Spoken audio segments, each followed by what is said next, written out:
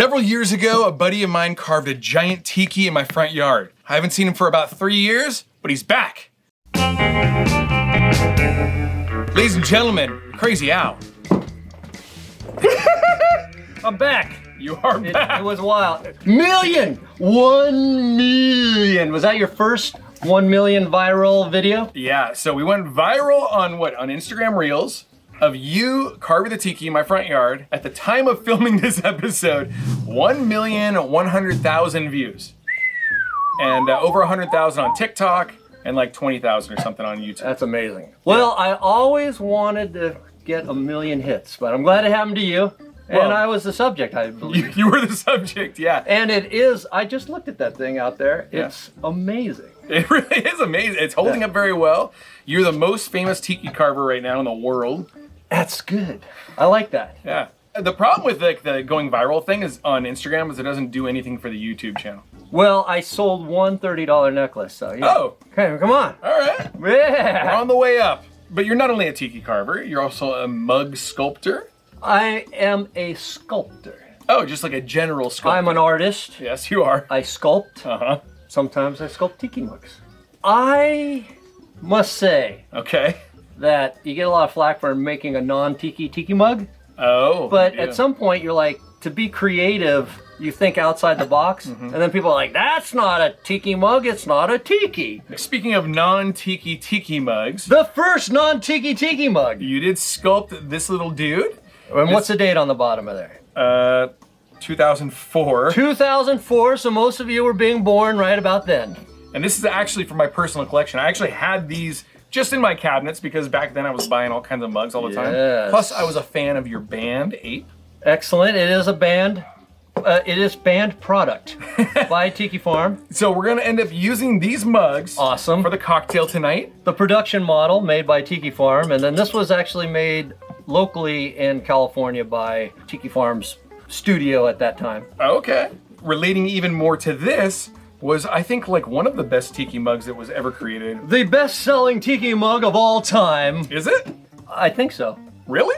It's gotta be. Damn, dude. Ask Martin. Okay, so this is from Smuggler's Cove. An incredible sculpt, incredible detail. This mug is from Smuggler's Cove. We're gonna make a cocktail invented by Martin Kate from Smuggler's Cove that is served in this. The fez-wearing ape mug. So it all ties together. And for this cocktail, we will be using 1 lemon cinnamon syrup. It's a bigger banana. Coruba. Always roll the R's. People appreciate that. Sniffing cross. Smith & Cross. Ooh, bitters.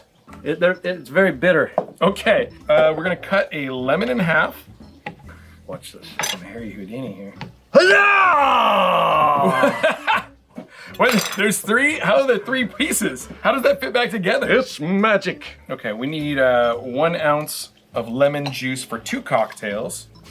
I've never tried this cocktail before. Have you had this before? Yes, Martin actually hired Ape several years in a row to play like a Christmas party.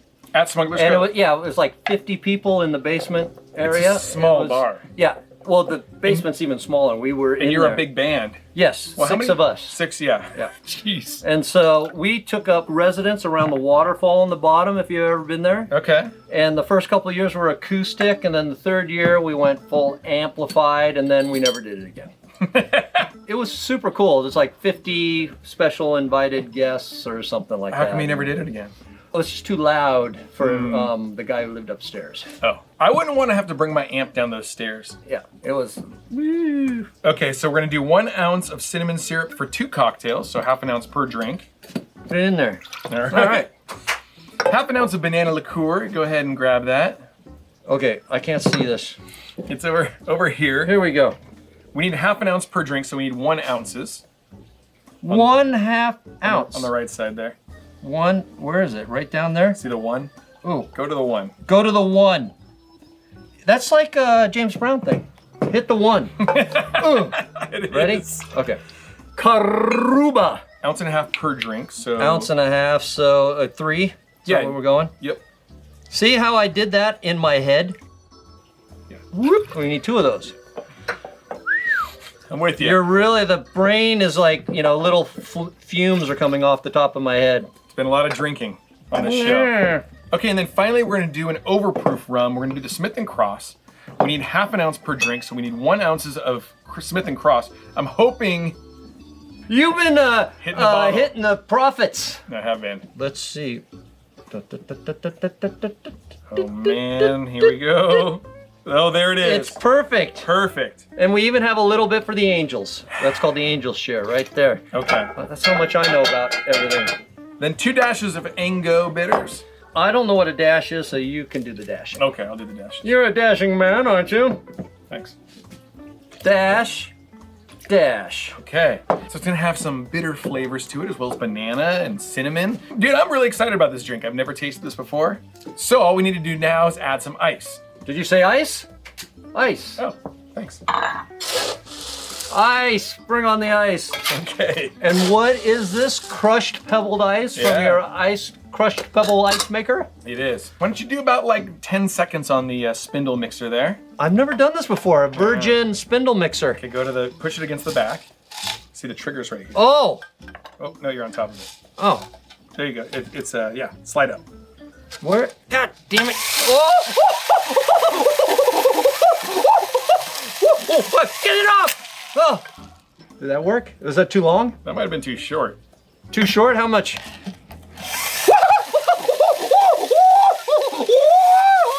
Whoa! That's good. Okay. Is that enough? I think that's probably plenty, yeah. Thanks. That's a banana liqueur in there, ladies and gentlemen. It was a wild ride. So check out these mugs that Al sculpted. Okay, so the whole there's a whole story with that. Okay, what's the story? So my buddy Eric Rindall, which we may have mentioned before, he's in your band. Yeah, graphic designer, Bud. He actually, his band gave me the name Crazy Al. Look that up on YouTube. Eric said, "Let's do an ape tiki mug." Okay. And he's like, "Do it with this Pez head." He had this Pez head, and it's bitchin'. Yeah. And so I I changed to 10% because that's what you should do. Sure. And he's like, "What'd you change it for?" Oh, wow. And so I'm like, all right, whatever. So I just sculpted it, but we put a fez on it. Okay. Fez head. Fez head. And so literally within 10 minutes of putting it on Tiki Central, someone's like, "That's a Pez head. No, I have that one." And they posted a picture. You're like, so I'm like totally thrown under the bus.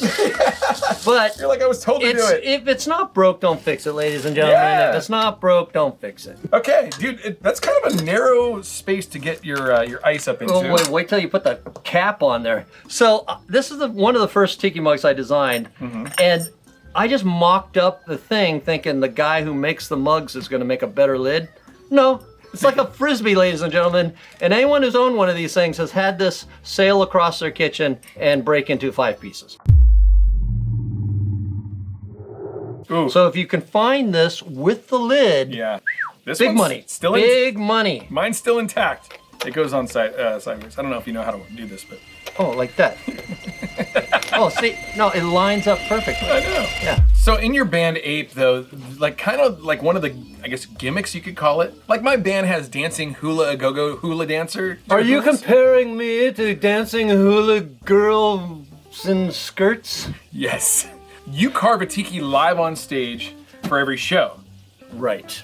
That also was an Eric Rindall stroke of genius. Right. So basically, I was bugging Eric to play music all the time, and I loved to sing and this, whatever. And then, so his band folded, the Swamis folded, huge band in San Francisco. Okay. And he's like, "Al, I got this idea for a band. It's gonna be like Exotica." So we do this whole thing, and I'm flying up like to practice, flying from LA to San Francisco to practice a bunch of songs and blah, blah, blah.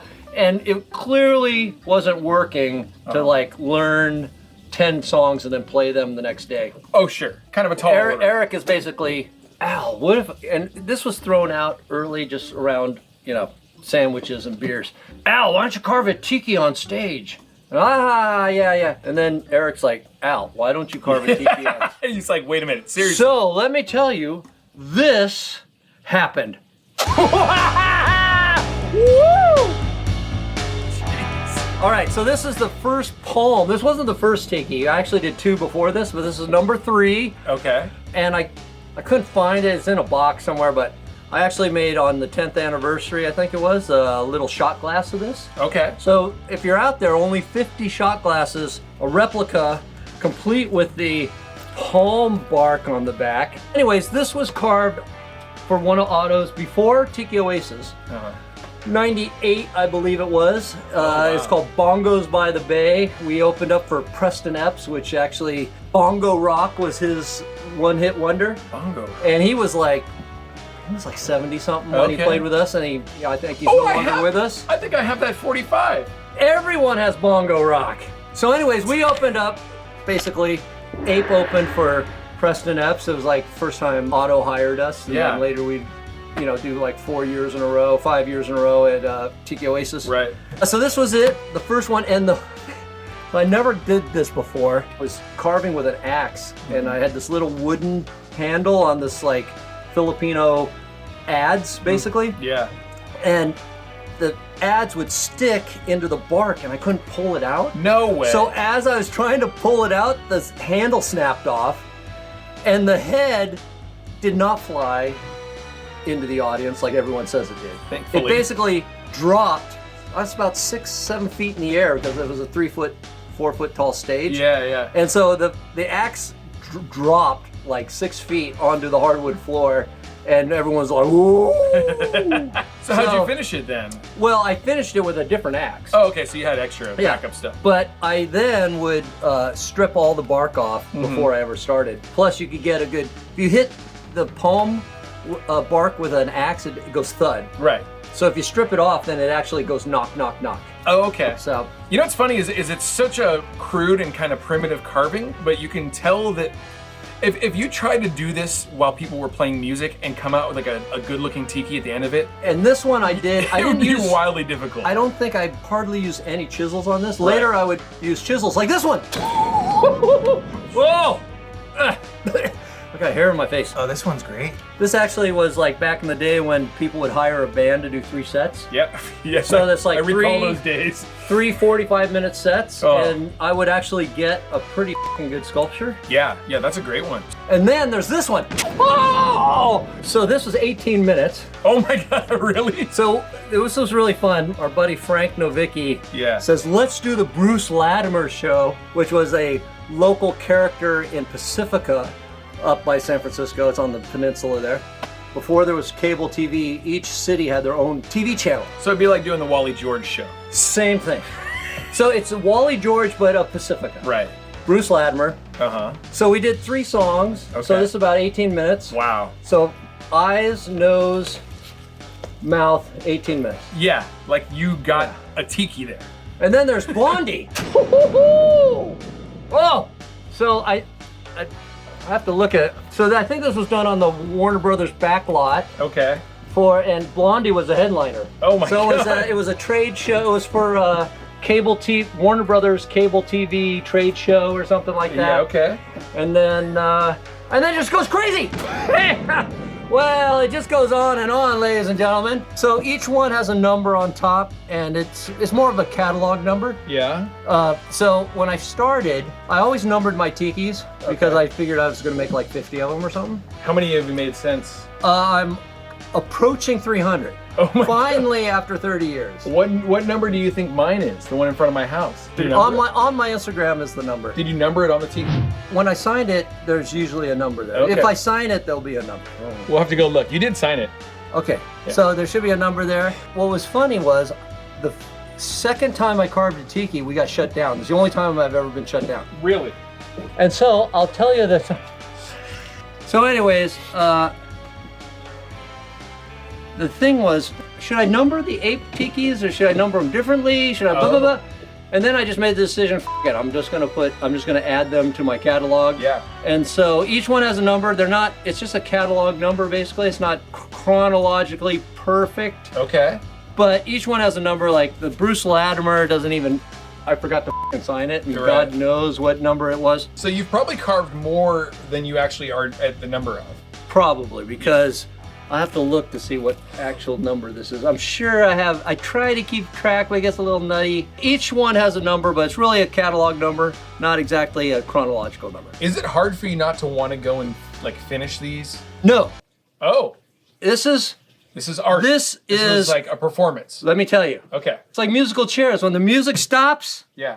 the tiki is done. The music creates the tiki. So when the music stops, the tiki is done. Totally.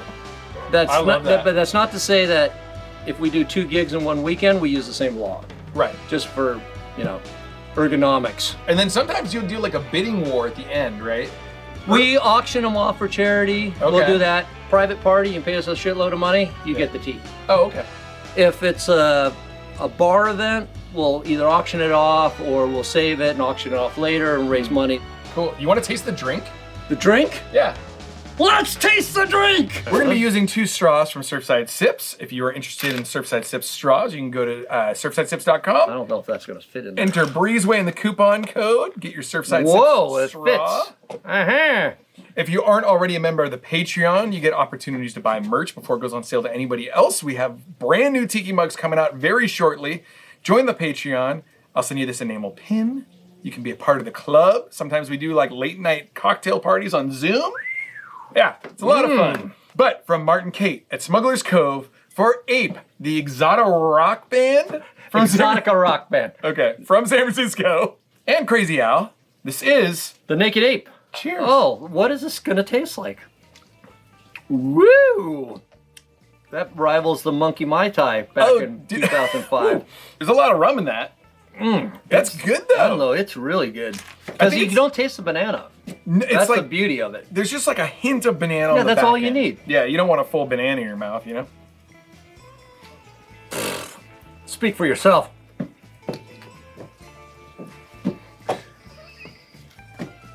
This is a good drink, man. This is... I mean, Martin Kate is no slouch at making cocktails. I just like the hand-painted gold letters. Yeah, it's a really cool mug, man. It was fun. It was fun to do. One of the early ones, 2004. Not that I'm that old, ladies and gentlemen. I like this because it's got lemon juice, so it's like a little bit different than what you'd expect. You usually expect lime juice, but the lemon juice has like a bit of a tang to it. It's fruity. It is. With the banana, over the top Fruit Loops here. Yeah. I don't get a ton of the cinnamon. No, it's balanced. Yeah, it's balanced. And complex. Yeah, totally. Which is my 2 requirements for any tiki drink in a mug. Yeah. Complex and balanced. If it's too complex, ugh. If it's not balanced, then you're walking like this. Oh my God, you knocked me off the dock here. All right, folks, if you've enjoyed this and enjoyed Crazy Al, if you want to see him back on the show. And the band Ape. Oh, did I say we're playing Vegas at Sammy Hagar's Island at the Palms? No, you September 21st. didn't. Okay. So Go to Vegas, go see Al. come to Vegas, see my band, put 20 on black for me.